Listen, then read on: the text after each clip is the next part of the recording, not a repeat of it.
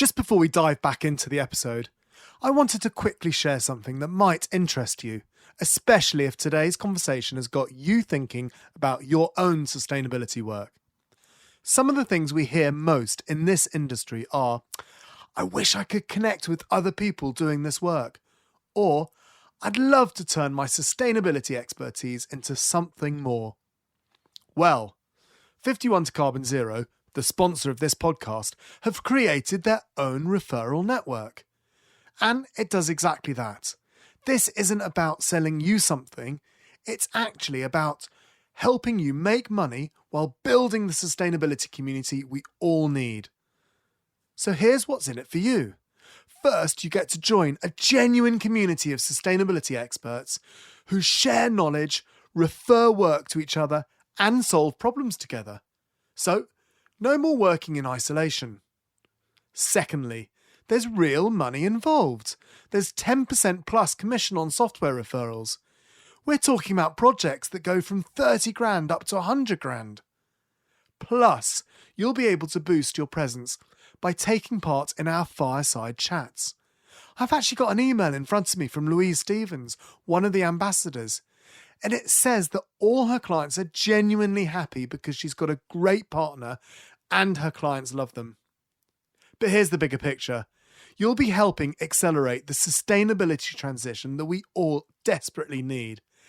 Every referral, every connection, every collaboration moves us closer to the world we're all working towards.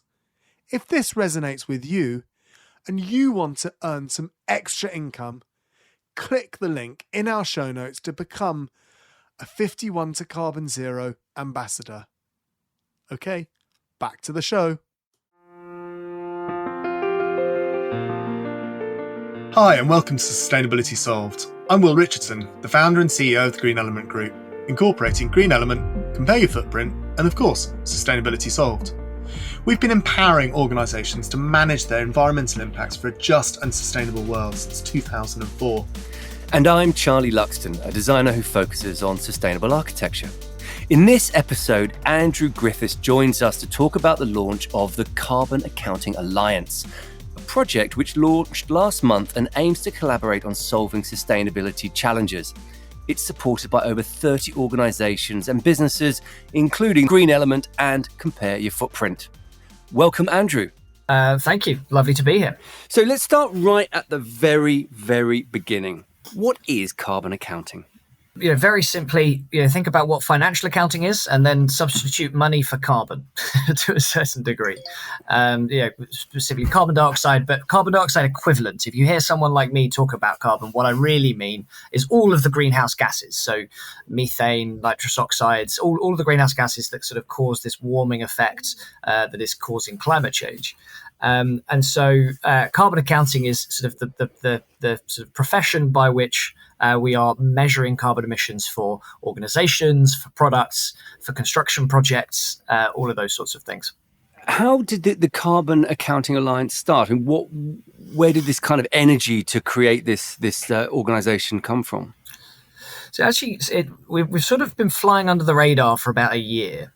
And it started because I've got friends in sort of different sort of bodies who do carbon accounting, and one in particular, Emilian, climate partner. He and I sort of sat down on a call, and one of the things we discussed was the fact that we were both, really recommending that all of the people that we work with, all the companies we support, should be collaborating within their sectors to, drive change and help reduce emissions. And then we went, wait, are we talking to our sector, other carbon accounting bodies? No. Should we be? Probably. And so, we realized that we really should walk the walk on, industry collaboration, and that we didn't really have a forum or a space where we could come together to kind of discuss challenges, opportunities, issues that were affecting our industry. And equally, sort of other bodies like, policymakers, standard setters, et cetera, really have a place where they could engage our sector en masse. They'd have to kind of deal with us one at a time. And so we decided to start organizing some gatherings that were, pretty informal at first and just a handful of us. And then it has just ballooned since then. And in the last 2 days, we launched 2 days ago. It was 37 organizations what we started with. As of this morning, we're at 108. Wow. By the end of this podcast, you're going to be at 115 at that rate. Oh, I've seen a bunch of more applications that have come in this morning that I haven't dealt with yet. I was up till sort of 1 a.m. last night processing all the ones that came through yesterday, because we've tripled in size, and we've gone from, again, on Wednesday we started at the point where we were represented collectively. We represented around 24,000, well, more than 24,000 company carbon footprints. But as of right now, we collectively represent more than 40,000 company carbon footprints. Extraordinary.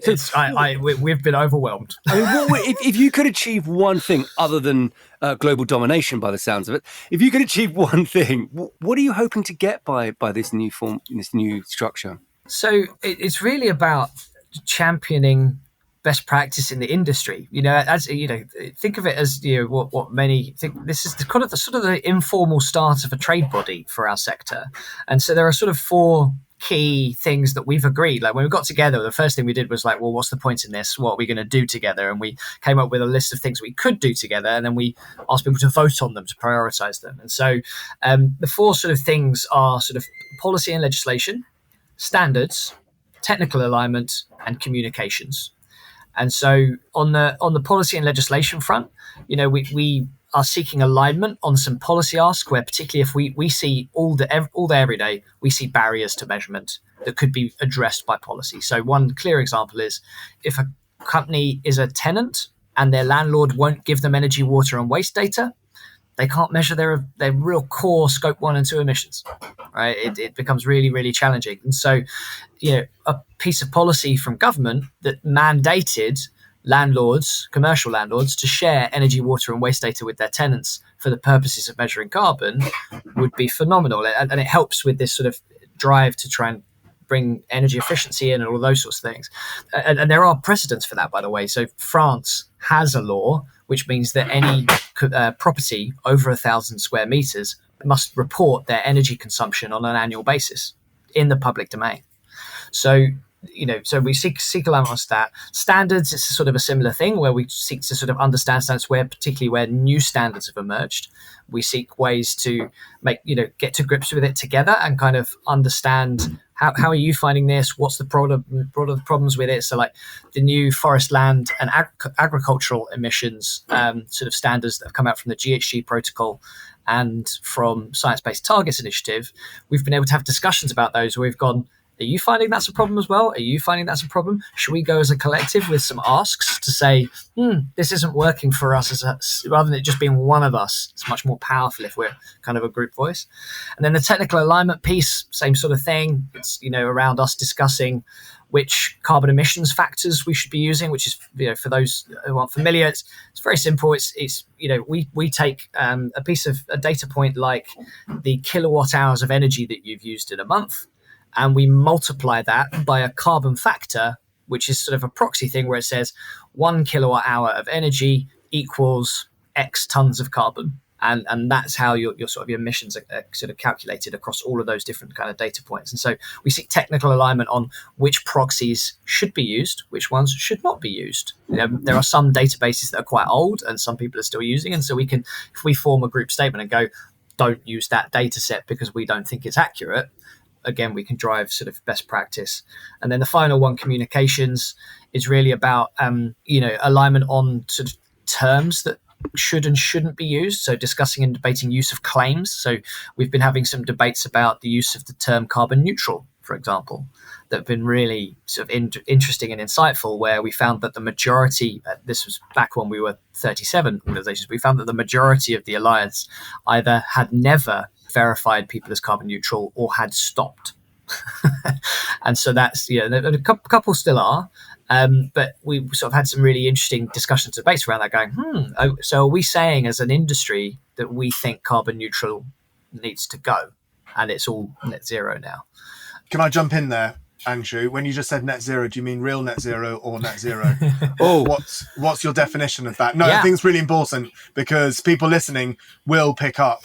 Yes, absolutely. So there's a bit of a challenge in definitions where people are still getting used to. When I talk about net zero, I'm referring to the Science-Based Targets corporate net zero standard, which basically means that organizations have to set a baseline year, and then they have to reduce at least 90% or more of their emissions, and then only up to 10% is what they can use carbon removal offsets against for unavoidable residual emissions.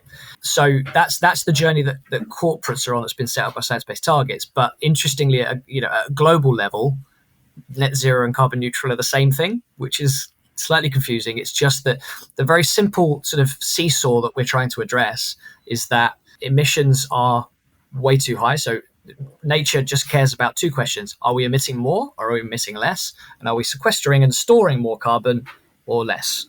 And currently the scales are so far skewed that if we don't substantially reduce our emissions, we cannot plant enough trees, we cannot develop enough technologies to remove carbon from the atmosphere. And that's the reason for this 90-10 kind of split of saying 90% is reductions, 10% is your kind of removals and storage. while we're on definitions, could you just run scope 1, 2, and 3 past me in a kind of simple layman's terms? Definitely. So scope 1 is the fuel that you burn. It's your direct emission. So for most organizations, that is oil or gas heating system and vehicle fleets, if you have any petrol or diesel cars. If you're directly burning the fuel, that's your scope 1 emission. That doesn't include electricity, right? Unless it's on-site generated from No, generators. exactly. So exactly, yeah. So it would only be a scope 1 if you had like a biomass burner or something like that, where you were generating your own energy through burning something. So scope 1, generally you're burning something. Yep. Like it. Keep it simple. Yeah, exactly. Scope 2 is the energy that you use. And so because if you're sourcing energy from on the grid or from elsewhere, you're not the one burning the fuel to create the energy, but you are the one consuming the energy, and you have a lot of control over the amount of energy that you consume. And so that's your scope 2 emissions. So scope 1 and 2 together for most organizations is their utility bills and their vehicle fleet, if they have any. And then scope 3 is everything else. There are 15 categories of scope 3, and I won't go through all of them, but there are some that are quite easy to measure because you have the data anyway. So things like waste you can usually get to quite quickly and easily. Water sort of fall into it. You've got transfer and distribution, energy. Franchises are relatively easy to measure because it's sort of this getting business travel is another easy one. Yeah, absolutely. You're measuring it for financial purposes anyway. The harder ones are things like going into your products and services, which is all of your supply chain, looking at financed emissions, category 15, which could include your pensions and things like that, pension choices. So it's scope 3 is everything else, and usually represents anywhere from 70 to 99% of an organization's carbon footprint. Yeah, especially because I come from the architecture background. That's everything. What we ask people to build is everything that we admit, really. Yeah. I mean, vast amounts, unfortunately. And we can do everything we can, but it's sort of outside of our immediate control, apart from specification, which is sort of the challenge for many of us, I suppose, supply chain. Yeah, absolutely. I think interestingly, at COP28, the Race to Zero, the UN campaign to sort of get organizations setting net zero targets, we've had a working group who have been developing a set of guidelines for professional services, specifically thinking about advised emissions. So thinking lawyers, thinking management consultants, thinking financial advisors, people like that. What influence do they have through their advice, and what influence can they have to help reduce emissions through giving good advice? Not just when someone's asking the question, what can I do about sustainability? But actually, I'm thinking of buying or selling this capital asset, going, have you thought about the sustainability and net zero implications of you doing that transaction? Really leaning in and bringing it up when it hasn't been on the agenda. And how much change do you find from the companies that you're working with when they start to get visibility of the impacts of their actions? I mean, from our perspective, we've been doing carbon modelling on buildings, and actually it really has changed a lot of our thinking quite rapidly. And is that what you're finding within the organizations that you work with? And Will, I mean, this is actually a question to you too, mate, because I mean, this is what you do all day, every day. And it seems to me this is an incredibly powerful tool, possibly the most powerful tool in business. But how do you see it? I've got sort of two answers. There's the Carbon Accounting Alliance answer, and then there's my Planet Mark answer, which is more granular because I know it better. At the Carbon Accounting Alliance, we're at the very early stages of starting to try and understand the impact of the community, where so far, and especially now, none of the new people who have joined in the last 2 days have answered this question yet. But about a little over half of the 37 that we originally had responded to a survey we did asking what's the total amount of emissions you've measured and what's the total amount of reductions that you've measured, not offsets, actual reductions.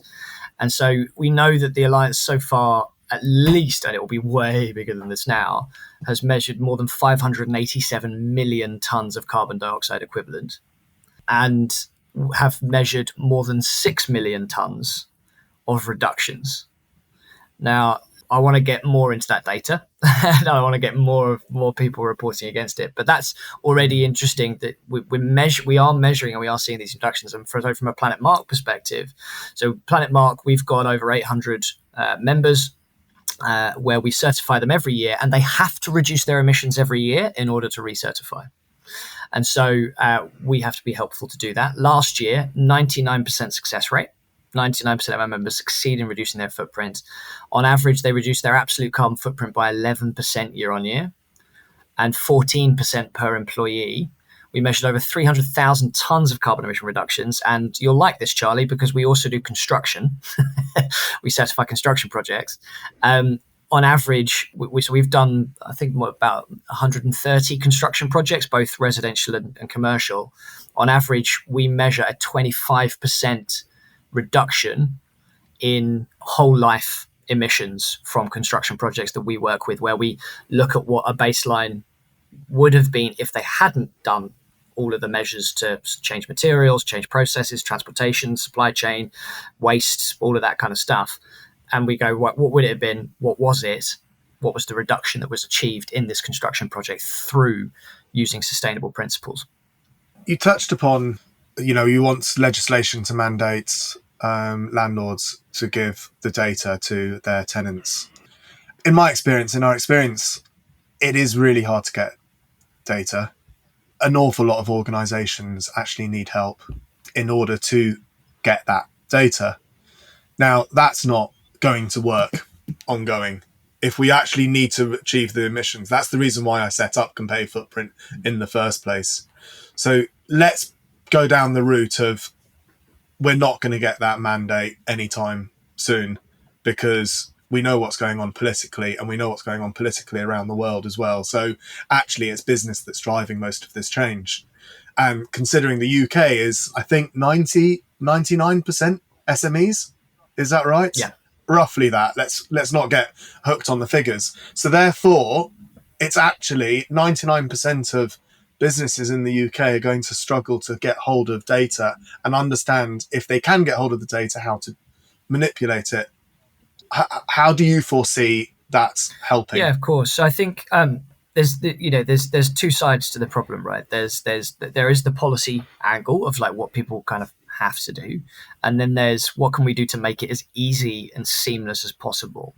And that's partially about alignment, but also it's also partially about interoperability, making it so that our systems evolve to a point where they can talk to each other. And then the third is automation of data gathering, which I'll sort of come on to in a second. On the policy front, the good news there is that actually, although we've only just officially launched, we'd actually already been doing some stuff, because we wanted to have some proof of principle of what would a collaboration with this kind of group of people look like. And so our first test of that was we developed a co-signed letter that we sent to the UK's Department for Energy Security and Net Zero, which is the UK government department, DESNES, who are doing, they lead the sort of the net zero energy policy development in the UK. We sent them a letter, and they invited us in for a meeting with, we were very pleasantly surprised at the sheer numbers of directors and heads of that we had in the room. They brought sort of every sort of major sort of person from different departments in, seemingly, including the deputy director of Net Zero, who heads up Net Zero policy. And so they certainly seem to take our letter very seriously, and that included that recommendation. And I know that they have reached out since, asking for clarifications on what do we mean by commercial landlord, and we're talking to DEFRA about this. And I know the Climate Change Committee, which sort of is the sort of independent body that scrutinises UK climate policy in an official way, they are also exploring particularly that recommendation because A, there's precedent. We see it's happening in France, and B, that I think they see that it could have a very positive impact on something that's quite frustrating for a lot of businesses at the moment. So that the policy angle, I do actually hold some hope in, but on the other end of the spectrum, sort of what can we do? There's an initiative called Project Perseus, which I'm also feeling very positive about, which is being led by Icebreaker One and Bankers for Net Zero. I co-chair the policy group of Project Perseus, and very simply, these are the same people. Icebreaker One are the same people who developed the open banking standard, the one that means that you can go on to QuickBooks or Xero, click a button saying I would like to connect my bank account, and it just does it. It just everything comes through, and it does it the same way no matter what bank you're with, because they've created that framework for data sharing that's just permission based and clear APIs that just work the same way everywhere. We want to do the same thing for open carbon data, right? And so we're starting with energy. That's the first point. By the end of the year, we want to have a demonstrator. And then next year, we'll be looking to scale that demonstrator. And the idea is that what we're working towards doing here is that we're working with the, and this is UK government backed, by the way. They've got ministerial backing to drive this, and they've got all of the big banks are involved. There's a lot of different players. And essentially what we do is, a company, an organization, an SME would come on to Compare Your Footprint or Planet Mark or whatever tool they're using. They'd click a button saying, I would like to connect my energy data. They have some form of verification, check in with their energy provider and or smart meter provider. And that data would then simply pull through into our systems and could be automatically analyzed at a much more granular level than we currently do. Because currently, certainly most of us are calculating energy emissions based on, okay, you used that much in a month and the average grid intensity was that, therefore this. This would be 30-minute interval data with the grid intensity measures of that time and location paired with the data coming through. So we'd have much more accurate data, and critically, that data would be assurable, meaning it could be audited, it could be sourced. There's no risks of human error and things like that coming through. And that's the reason the banks are so interested in this is that they need assurable data in order to prove that when they give a green loan, green financing products and things like that to an SME or to a bigger business, they need to be able to prove that it actually is, the financing they're giving actually is green. And the only way they can prove that is to have data that is assurable, that shows we gave them a loan to help them with their insulation and or installing solar panels or whatever it might be.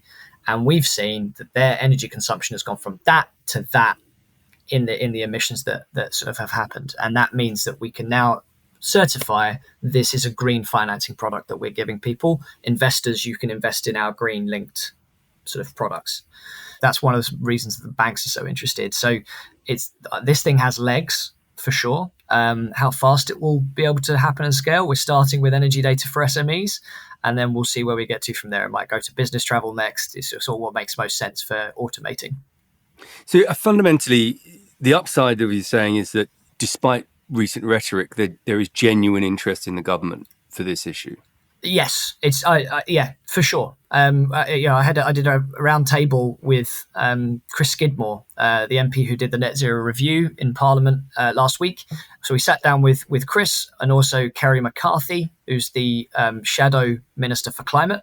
And we had Deputy Director of Net Zero from DesNez. We had the Climate Change Committee. And so we've had, they are leaning in. There are lots of interested parties within both Conservative Party and Labour Party and Lib Dems, wherever you look.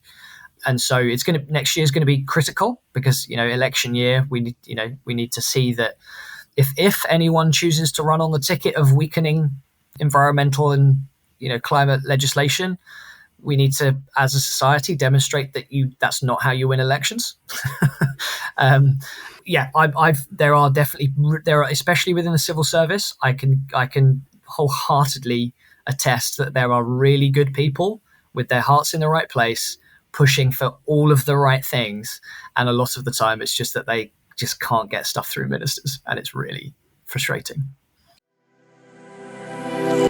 Just before we dive back into the episode, I wanted to quickly share something that might interest you, especially if today's conversation has got you thinking about your own sustainability work. Some of the things we hear most in this industry are, I wish I could connect with other people doing this work, or I'd love to turn my sustainability expertise into something more. Well, Green Element, the sponsor of this podcast, have created their own ambassador network. And it does exactly that. This isn't about selling you something. It's actually about helping you make money while building the sustainability community we all need. So, here's what's in it for you. First, you get to join a genuine community of sustainability experts who share knowledge, refer work to each other, and solve problems together, so no more working in isolation. Secondly, there's real money involved. There's a 10% commission on software referrals and 5% on consultancy work. We're talking about projects that go from £1,000 right up to $100,000. Plus, you'll be able to boost your presence by taking part in our fireside chats. I've actually got an email in front of me from Louise Stevens, one of the ambassadors, and it says that all her clients are genuinely happy because she's got a great partner and her clients love them. But here's the bigger picture. You'll be helping accelerate the sustainability transition that we desperately need. Every referral, every connection, every collaboration moves us closer to the world we're all working towards. If this resonates with you and you want to earn some extra income, click the link in our show notes to apply to become a Green Element ambassador. Okay, back to the show. So what would be, you're literally 2 days old. You've already grown a gazillion percent. Assuming I can't keep up with the numbers, it's probably changed from my gazillion and 1% by now. But what would you like to achieve in the next 12 months and 5 years, let's say? Have you got sort of headline ambitions?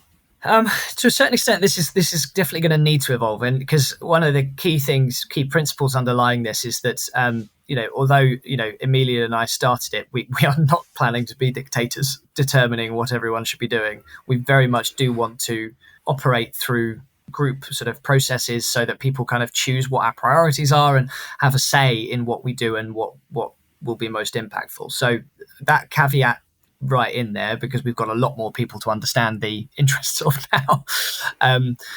I think the first thing is going to be getting some structures in place, because there's just too many people for us to have on sync. We've been having monthly Microsoft Teams meetings with 15, 20 people coming along. Our December meeting looks like it's going to be a heck of a lot busier. That starts to become unmanageable very quickly. So we'll need to start thinking about structures to put in place that enable, because the magic of this thing, the thing that people have already sort of said that they just love, is being able to be in a space with other people who know all about the challenges that they're facing, and that you're kind of among peers who you can just be really candid with and go, is anyone else really struggling with that thing? And then a whole bunch of people, it's kind of therapy. Is part of the value here. It's just that people can come together and just share the same woes about what's really challenging, what's really difficult, particularly as we're all quite rapidly scaling organizations. So I hope we can create a sort of a unified feeling of common purpose, I think, is the fundamental, because that success of everything else will come from that. If we feel that we've got a unified purpose, unified vision, and that collaboration over competition sort of concept really rings through for us, where we all acknowledge, right, Planet Mark could not measure every company in the UK tomorrow. If you asked us to, couldn't do it. Couldn't scale that fast. It would be ridiculous. But so that means we need allies, right? We're not specialists in everything. We need allies in the industry in order to achieve our goals, which is fundamentally impact, it's fundamentally tackling climate change. So I'm really keen for us to sort of create that unified vision. And then I think success over the next 12 months will be, working with policymakers to try and make it really clear that, what industry needs, and building the business case behind it. So of helping them understand what could be unlocked through doing certain things will be critical, and the risks of not doing some of these things. So helping build that case for things that we want to see. Then there's engaging with standards. So the ISO net zero guidelines are likely to undergo a process in the next year where they're turned into an ISO net zero standard. We want to engage in that and make sure that all of the best practices and all of the knowledge and expertise that we have as a sector is feeding into that process to make sure that if we can nudge best practice even slightly in a standard that gets set, the impact is huge because it ripples out globally or certainly nationally. And something like the ISO net zero guidelines, it would be global. So really driving for nudging best practice on both standards and policy, having that safe space for candid conversations about what we should and should not do as a sector, and professionalizing to a certain degree as well. To become a financial accountant, there's a whole process. You have to become a chartered financial accountant. At the moment, any man, woman, child, or dog can do a carbon footprint, and there's no particular qualification that's required. Now, I don't know what it's going to look like, but at some point, our sector is going to have to professionalize, and there's going to have to be some form of qualification of knowledge and skills to say that it might be that you have a junior, same as financial accountants. They have people who are more junior doing a lot of the legwork, but it still has to be stamped by a chartered accountant. And I think we're going to have to get to that stage as an industry as well over a transitionary period where we get up to speed with that. But professionalization will be key. And so I think there's a whole array of things we can achieve, but really driving forward our sector and influencing policy and standards and advocating for green skills. And the fact that carbon accounting is a green skill, it's currently not on any UK government kind of docket for priorities in saying this is a key sector that we can invest in and grow. And we need to see that happen. And we need to see universities and colleges actually training people to be carbon accountants, because at the moment, we don't often hire someone who we don't have to train how to do a carbon footprint. Whereas if you recruit someone who's got their chartership of financial accounting, you can be confident they know quite a lot of what to do. We need to get there as well, so that we're not constantly having to have this huge onboarding sort of task, and start being able to sort of have some form of qualification that tells us, yes, this is a qualified person who can do the job. It's really interesting because, again, in buildings, carbon analysis and construction is very, very very early, very nascent, and there are some strange quirks in the way that life cycle analysis is done that actually drive you to not necessarily make the best decisions if you're trying to get the A star, the A plus rating and the bells and whistles, but actually you sometimes go, no, I'm not going to do that because I don't think that's the right thing. And the fact that you're creating an organization with enough people to have the heft to shift quickly the kind of the game rules, I think is really critical, because it does feel a bit like the Wild West. But, with a lot of people trying to do the very best they can, but it is slightly unregulated, isn't it? So it's amazing to hear that you guys are trying to work together to drive that into a more sort of mature industry. But you're working with your competitors. I mean, it always strikes me that in green industries, there's much more collaboration. Is that something that you recognize?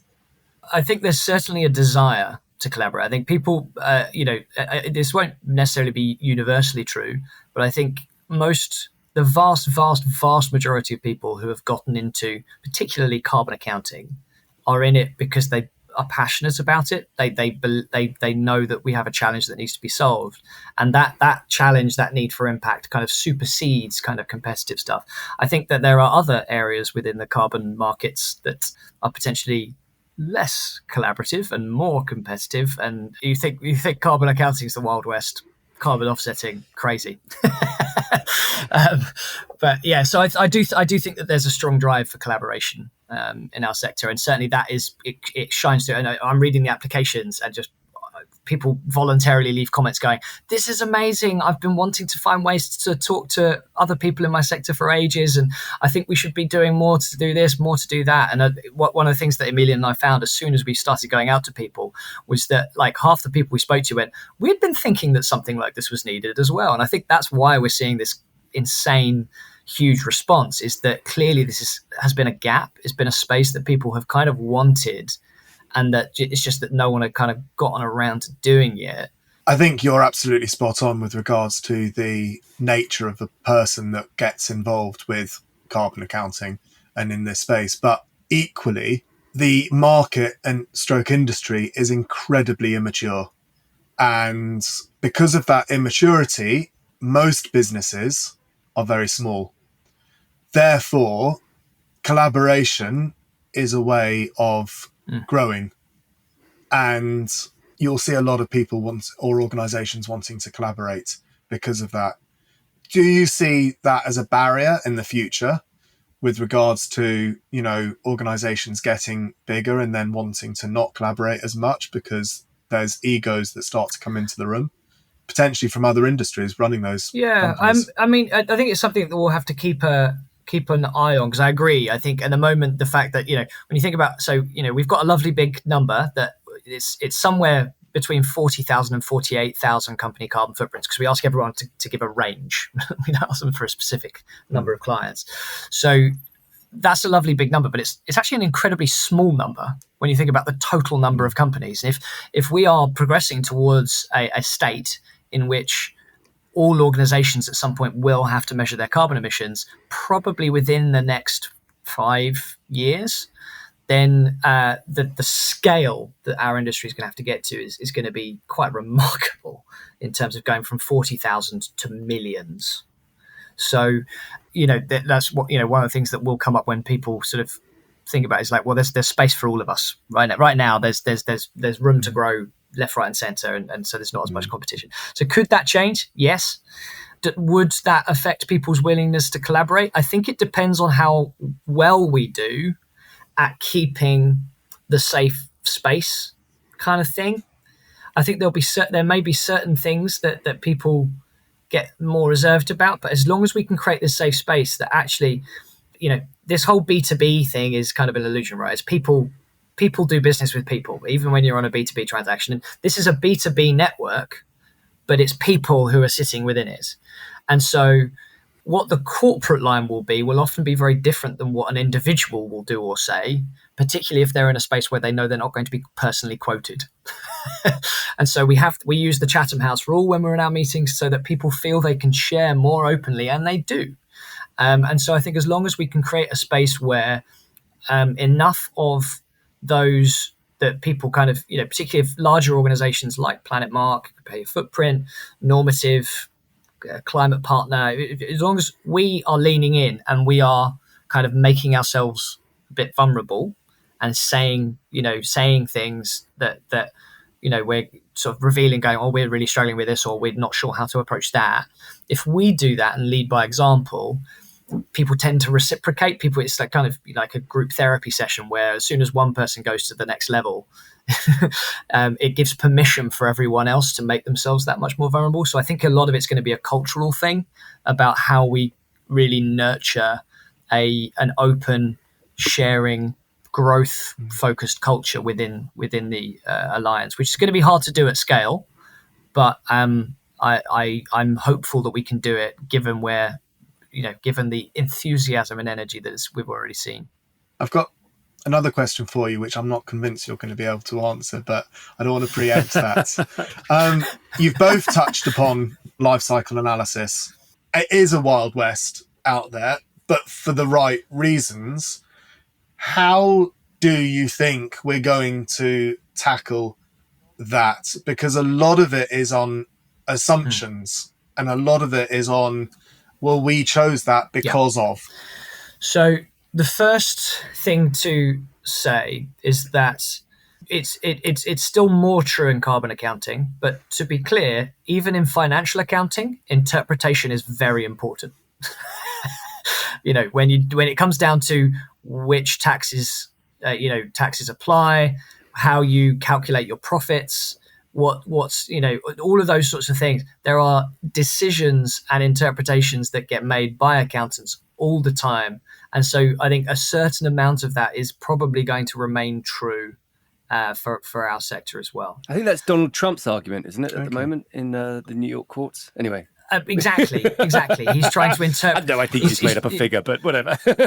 Yes. My apartment is twice the size in square meters. I walked it myself. My feet are very large. I think that's the first thing to set out, is that we mustn't treat ourselves as if we are somehow unique in that thing. Financial accounting has the same thing, but that said, it's going to be important that we align on things, and this is the technical alignment piece, where there'll be a certain amount we can do, where it's which proxies we use, what methods we use, that will be standards driven, potentially regulatory driven, but the long game here, right? And where this kind of, I think this is just personal opinion, where it will need to get to eventually, for simplicity's sake, is that carbon data is going to have to be quite like financial data, in that, in principle, if every organization in the world measured their scope 1 emissions, the fuel that they burn, everything else is data sharing and analytics,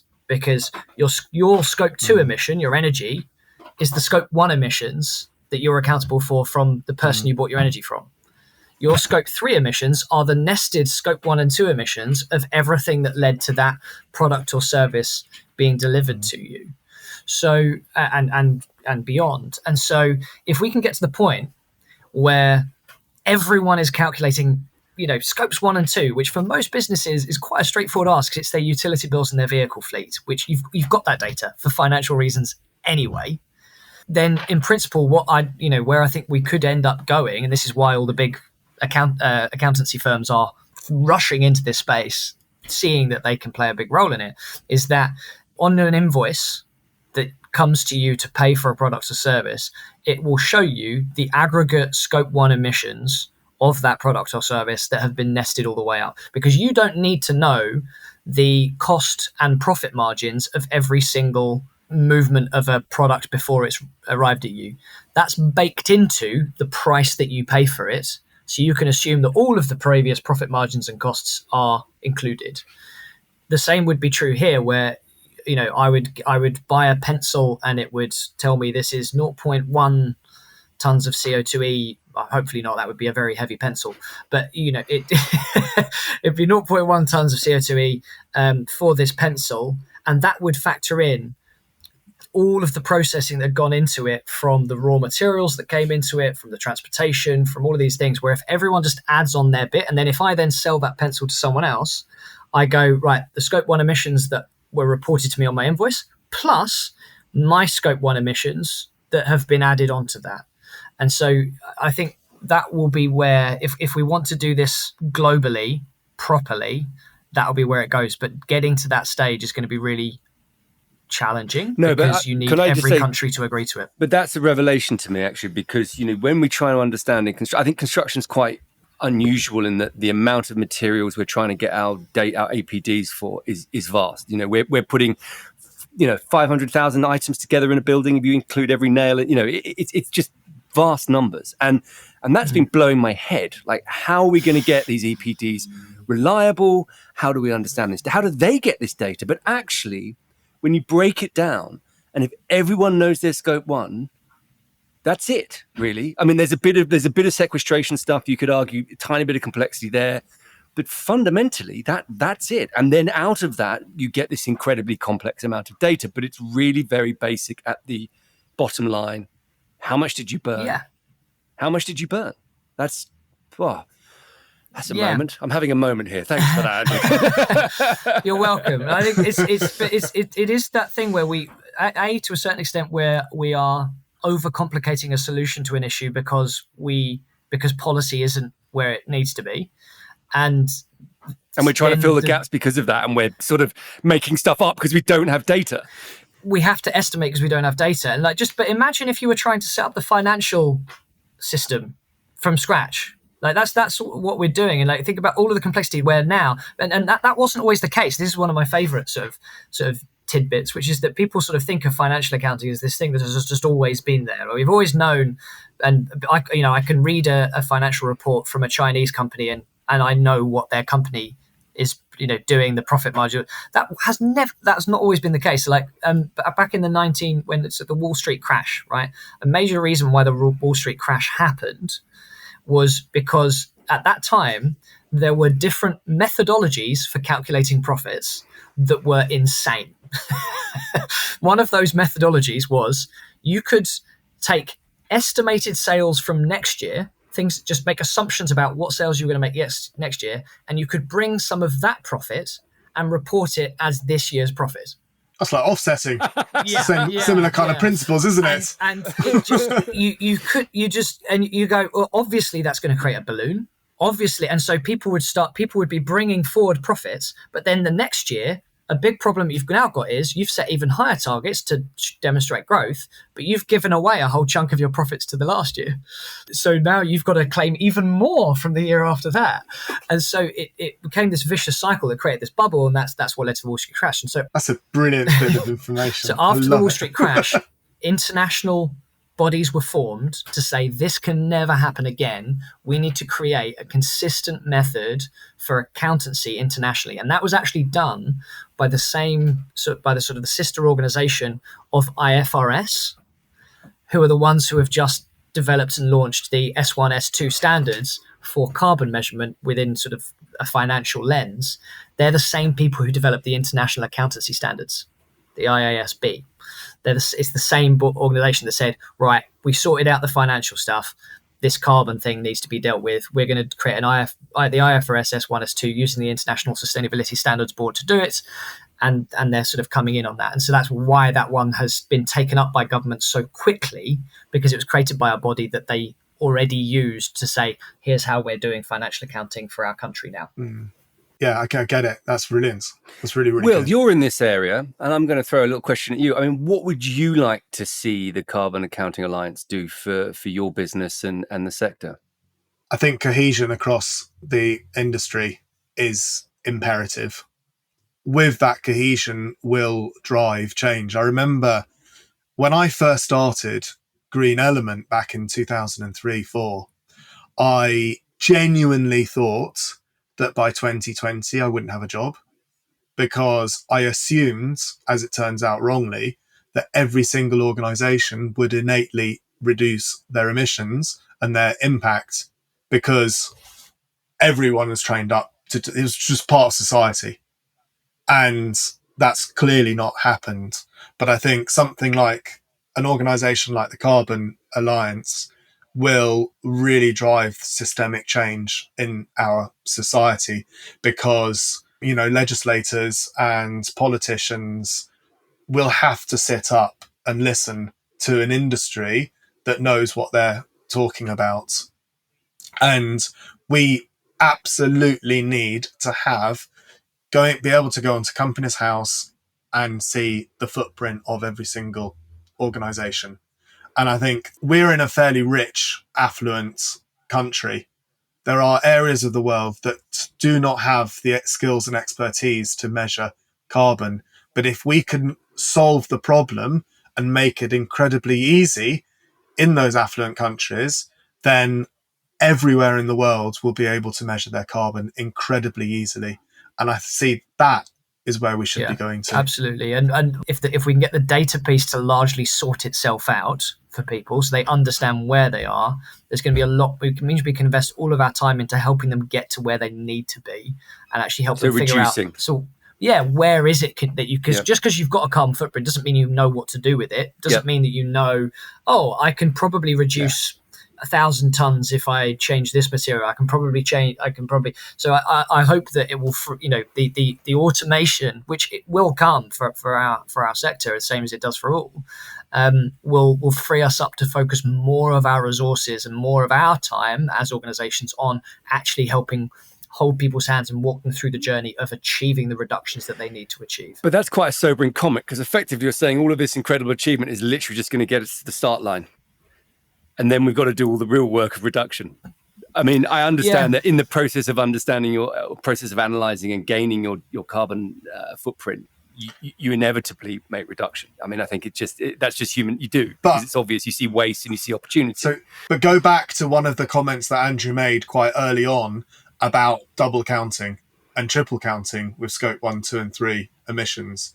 And if you have large organizations and many organizations reducing their impact on scope 1, 2, and 3 emissions, then there's double, triple counting going on, which means the reductions will be bigger and faster than anticipated because of that. So there is positive, but it doesn't mean that we should stop triple counting, though, because actually that potentially could be one of our helpful saving graces. I think it'll create this ripple effect, and leaning into your metaphor with the start line, I love the metaphor of the UN's Race to Zero campaign, because it is a race. Let's be clear. Absolutely. Now, and there are going to be winners and losers in this race, in the same as there will be our blockbusters and there will be our Netflixes. But the critical thing is that this is a race that we will all win or we will all lose together. And it's not about who's first across the line. It's about who's last across the line, and how long it takes us to get there. And so as a society, that's why this collaborative mindset is so important, because I think Elon Musk used a really lovely thing when he released all of the patents to all of the Tesla technology and said, make use of them. And I think the metaphor he used was, he said, if you're in a boat that's sinking and it's got loads of holes in it and you've invented the whole patch kit, don't hoard it and keep it back and make lots of profits. You're still on a sinking boat. It is absolutely in your fundamental interest to get as many people making patch kits as you possibly can, because you're in the boat. If the boat sinks, it was all fun. You might be the richest person on that boat, but you've sunk. There is an enormous amount of rewiring that needs to go on within the human psyche and the kind of modern economy, without a doubt. So let's say I'm a business who does carbon accounting. How do I join the Carbon Accounting Alliance? Do I have to be invited? Do I apply? What's the process? So you just go to the website, carbonaccountingalliance.com. And there's a join us button, and there's a little Microsoft form that you fill out, and sort of just telling us who to contact and what sort of services you're providing, things like that, so we understand who we have in the alliance. And fill that in, and then when I get around to it, I get in there and I add you to the calendar invites, I add you to the mailing list, I get your logo and slap it on the website. So currently it's a very manual process that also needs some innovation to it from my side.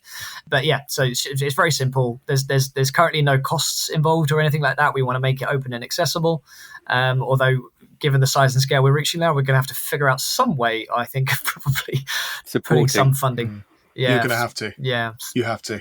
You're not going to be able to do it yourself, otherwise. I'm looking forward to the next CAA meeting and just imagining you there with about 20 screens just to see everyone's faces when you have a Zoom. So that's it for this episode of Sustainability Solved, the Sustainable Business Podcast. Thank you so much, Andrew Griffiths and Planet Mark and Carbon Accounting Alliance. That was absolutely fascinating. Thank you so much. I'm Charlie Luxton. And I'm Will Richardson at Green Elements. For more information on Green Elements and everything we've discussed today, please check the show notes. And if you have any feedback or questions, you can definitely get in contact with us at Green Element on social media. And don't forget to follow this podcast in your favourite app or write us a review, because I thought this was a very good episode. So say that in a review. Thank you very much. See you next month.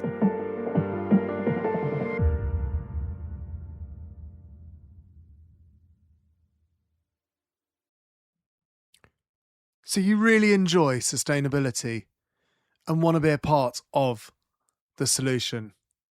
Come and join our vibrant community now. Book a call and we can talk more.